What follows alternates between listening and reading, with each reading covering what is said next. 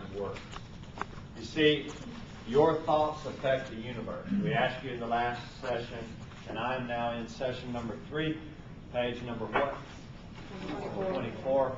How the mind works. You see, your thoughts affect the universe. The beating wings of a butterfly can change the world as we know it. And we've always heard people talk about your thoughts affect the universe. And if you study Zen, they will tell you that, a butterfly's beating wings in South Africa can change the reality in Chicago. Well, I think it's pretty true.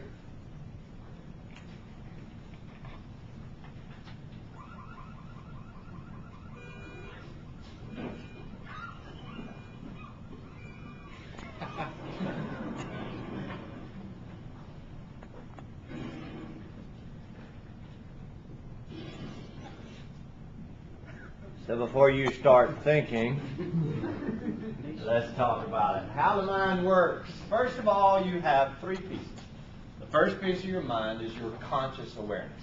It is that faculty with which you are listening to me now. Well, let me rephrase that. With which most of you are listening to me now. Your conscious awareness is a pinpoint. And the problem is, it's like a rifle. It is just one point. Conscious awareness is very narrow, very tight. While you're sitting here listening to me, your mind has left this room numerous times today. Some of you went home and checked on the washing machine. Some of you went, did I turn the iron off? Some of you were thinking about your and then you come right back. And you think you're not getting caught. Well, it appears on your face. It sort of goes this way. And then you come back. And as an instructor in front of you, the eyes are the window to the soul. I can see when you leave. Some of you have left and never returned today. Some of you were never even here. But your conscious is the doorway. It is simply like the door to your mind. And some of you, it's locked. The conscious mind is how things enter your brain. Sight, taste, touch, feel, all your senses. What are they? Taste, touch, feel, smell. All of those allow information in. Any of you familiar with the Montessori school? They have a different teaching method. One of the things is to take shoes off the kids. Do you know why? Because a child up to the age of 8 or 9 learns as much through the soles of their feet as they do from touching with their hands. We are all learning at all times. Now the problem is, once you take it in, your conscious cannot hold it. It's sort of like the desktop of your laptop. It can't hold but just so much. It has to be dumped into the hard drive. It has to be dumped into that great repository known as your subconscious mind. Your subconscious mind is the greatest warehouse ever. Everything you've ever seen, heard, taste, touch, felt, thought, believed, whether it's true or not, is currently stored in your subconscious. There is a giant warehouse back here. The doorway to which is your conscious mind, but it stores everything. Wow. Y'all got a lot of junk in your mind. And guess what? You do. You have every television show you've ever watched is stored in your mind. Things run out of your subconscious mind. There are people in your subconscious mind that shouldn't actually ought to be there. The little one of you that was 6 years old at your birthday when Bruce Williams brought the frog in his pocket, and we can put you under hypnosis and take you back to that day. You can recount it completely.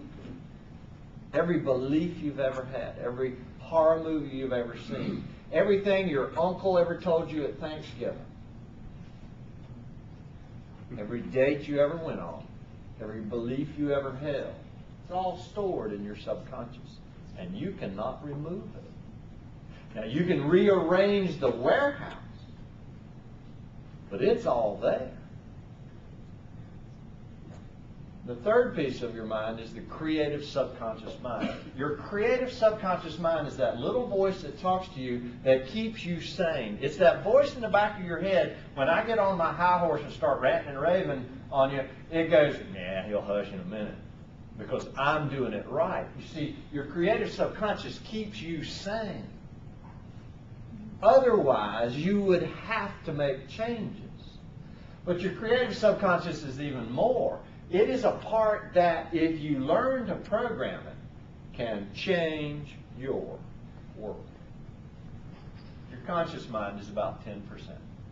Subconscious is 90% of what you have to work with. If you've read Malcolm Gladwell's Blink, it's a book about all of the things you can do if you trust your inner feeling. Because the subconscious mind has no conscious awareness. It works in feeling mode. So you get a gut feeling.